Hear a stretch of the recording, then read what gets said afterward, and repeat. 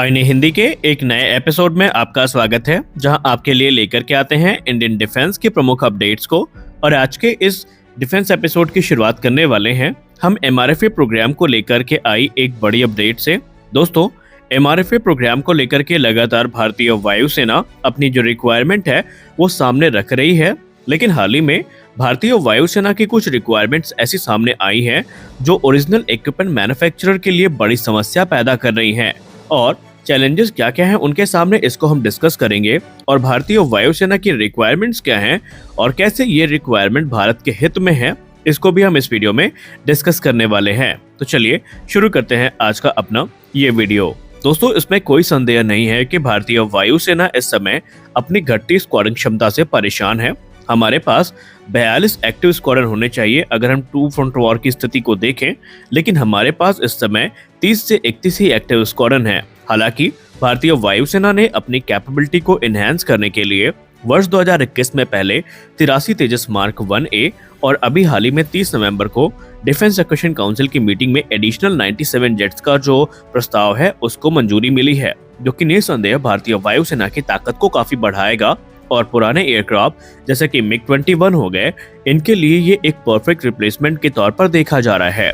अब जब ये अप्रूवल मिला तो डिफेंस कम्युनिटी में कुछ एनालिस्ट हैं जिन्होंने ये अंदेशा लगाया कि शायद भारतीय वायुसेना एमआरएफए प्रोग्राम को स्क्रैप कर दे और एडिशनल तेजस जेट की तरफ जाए।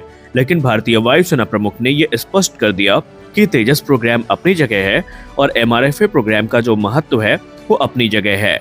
भारतीय वायुसेना इस समय एमआरएफए प्रोग्राम को लेकर के सीरियस है और हाल ही में कुछ बड़े डेवलपमेंट इस प्रोग्राम में देखे गए हैं, जहां पर डॉक्यूमेंटेशन सारी कंप्लीट हो चुकी है और अब एक्सेप्टेंस ऑफ नेसेसिटी की तलाश है, क्योंकि ये एक बड़ी डील होने वाली है। इसके लिए एक बड़ा बजट भी लगेगा जो कि $20 बिलियन से ज्यादा का होगा। और जैसे ही गवर्नमेंट ऑफ इंडिया या यूं कह ले मिनिस्ट्री ऑफ डिफेंस से इसे एक्सेप्टेंस ऑफ नेसेसिटी मिलेगी, उसके तुरंत बाद जो रिक्वेस्ट फॉर प्रपोजल का प्रोसेस है वो आगे बढ़ाया जाएगा। यहाँ पर भारतीय वायुसेना की शर्त ये है कि जो भी एयरक्राफ्ट इस प्रोग्राम के अंतर्गत सेलेक्ट किए जाएंगे उनका निर्माण भारत में ही किया जाएगा। सबसे खास बात यहाँ पर यह है कि पहले ये माना जा रहा था कि ट्रांसफर ऑफ टेक्नोलॉजी के सहायता से सिर्फ एयरक्राफ्ट्स का निर्माण ही भारत में किया जाएगा, लेकिन अब ये कंफर्म हुआ है धीरे धीरे कि जो ओरिजिनल इक्विपमेंट मैन्युफैक्चरर है उन्हें इस चीज के लिए भी आश्वासन देना पड़ेगा कि इसमें जो इंडियन मेड वेपन सिस्टम है उनका इंटीग्रेशन भी आसानी के साथ हो सके। जैसा कि हम सब जानते हैं, भारतीय वायुसेना की रिक्वायरमेंट को ध्यान में रख करके भारत में बियॉन्ड विजुअल रेंज की जो मिसाइल हैं, जिनमें क्रमशः अस्त्र मार्क 1, अस्त्र मार्क 2 और अस्त्र मार्क 3 शामिल है, इनका निर्माण किया जा रहा है। साथ ही साथ जो air to ground weapon system है ये भी भारत में बनाए जा रहे हैं।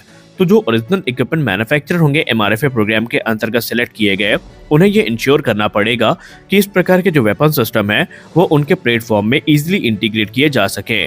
वहीं आपको बता दें कि वर्ष 2019 में आरएफआई का जवाब देते हुए जो 6 उस समय ओरिजिनल इक्विपमेंट मैन्युफैक्चरर्स थे, उन्होंने इस पर सहमति भी जताई थी। लेकिन अब क्योंकि रशियन एयरक्राफ्ट्स को इस प्रोग्राम से बाहर कर दिया गया है और जो प्रबल दावेदारी है इस समय Rafale F4 standard, Eurofighter Typhoon और अमेरिका के F-15EX के बीच में है, इनमें से ही कोई एक इस प्रोग्राम में विजेता घोषित किया जाएगा।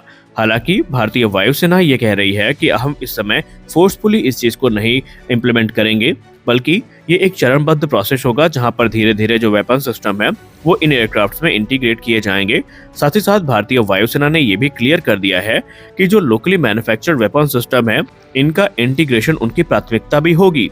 यानी एक तरफ भारतीय वायुसेना उनके ऊपर दबाव अभी नहीं बना रही है, लेकिन उन्होंने ये भी स्पष्ट कर दिया है कि आज नहीं तो कल ये जो वेपन सिस्टम है वो उस एयरक्राफ्ट का हिस्सा जरूर बनेंगे। और यही कहीं ना कहीं जो ओरिजिनल इक्विपमेंट मैन्युफैक्चरर हैं उनके लिए एक बड़ा चैलेंज होगा, क्योंकि अगर आप एमआरएफए प्रोग्राम की बात करें तो जो OEM है उनके सामने बड़ा चैलेंज ये है कि जो वेपन पैकेज होते हैं ये एक्विजिशन कॉस्ट का तकरीबन 30 से 40% तक होते हैं। और ऐसे में अगर fully indigenous strike package Bharat चाहता है तो ऐसे में उन्हें कहीं ना कहीं इस बारे में विचार करना पड़ेगा, क्योंकि आमतौर पर हम ये देखते हैं कि जो ओरिजिनल इक्विपमेंट मैन्युफैक्चरर होते हैं बड़ी मुश्किल से ही इस चीज़ की परमिशन देते हैं किसी देश को कि वो अपने जो वेपन सिस्टम है उनका इंटीग्रेशन उनके प्लेटफॉर्म में कर सके। फॉर एग्जाम्पल, अगर हम अमेरिका के केस की बात करें तो इस मामले में अमेरिका सबसे ज़्यादा फेमस है कि अमेरिका किसी भी जो कह सकते हैं कस्टमर कंट्री है, उसको ये अलाउ नहीं करता कि उनके सिस्टम के साथ कोई भी मॉडिफिकेशन की जाए या कोई भी नया जो वेपन सिस्टम है वो इंटीग्रेट की जाए। और कहीं ना कहीं F-18 सुपर हॉर्नेट जो कि भारतीय नौसेना के लिए ऑफर किए गए थे, उनके रिजेक्ट किए जाने के पीछे भी एक्सपर्ट वजह यही मानते हैं। एक्सपर्ट का ये कहना है कि राफेल एम के तुलना में F-18 सुपर हॉर्नेट भारतीय नौसेना को ज्यादा पसंद था, लेकिन भारतीय नौसेना को इस चीज के बारे में पता भी था कि आने वाले भविष्य में अमेरिका से उन्हें किस प्रकार के चैलेंजेस फेस करने पड़ सकते हैं। और यही कारण है कि भारतीय वायुसेना पहले से ही ये सारी चीजें इंश्योर कर लेना चाहती है कि जो विजेता होगा, क्या वो भारत के द्वारा बनाए गए जो वेपन सिस्टम है उनको इंटीग्रेट करेगा या नहीं करेगा। तो इसी चीज को लेकर के भारतीय वायुसेना ने पहले ही सबको आगाह कर दिया है। इंडियन साइड की बात करें तो भारतीय वायुसेना का कहना है कि जितने एयरक्राफ्ट अभी तक आए हैं उन सब ने अपनी कैपेबिलिटी से उन्हें काफी ज्यादा इम्प्रेस किया है। अब बात यहाँ पर यह है कि भारतीय वायुसेना इसके लिए भी इंसिस्ट कर रही है कि जो मेन रेडार हैं और मिशन कंप्यूटर हैं एयरक्राफ्ट के, उनके सोर्स कोड भी भारतीय वायुसेना को उपलब्ध करवाए जाएं, ताकि जो इंटीग्रेशन प्रोसेस है वेपन सिस्टम के या दूसरे सिस्टम्स के, उसमें आसानी हो सके। और ये चीज इस समय जो एयरक्राफ्ट मैन्युफैक्चरर हैं उनको काफी ज्यादा खटक रही है, क्योंकि आमतौर पे कोई भी जो एयरक्राफ्ट मैन्युफैक्चरर है वो अपने रेडार या मिशन कंप्यूटर का सोर्स कोड इतने आसानी से देना नहीं चाहता। लेकिन इन सारी चीजों के बावजूद भी भारतीय वायुसेना का समर्थन करने के लिए जो आश्वासन है ये इनके द्वारा दिए जा रहे हैं। अब सबसे बड़ा सवाल, क्या भारतीय वायुसेना का ये जो एक बड़ा यहाँ पर नियम सामने आया है या एक जो बड़ी कंडीशन है, इसको ये पूरा करेंगे? दोस्तों, अगर हम डसॉल्ट एविएशन की बात करें तो डसॉल्ट एविएशन ऑलरेडी कहीं ना कहीं इस चीज को समझ चुका है और डसॉल्ट एविएशन के द्वारा जो कदम है वो इस क्षेत्र में उठाए गए हैं।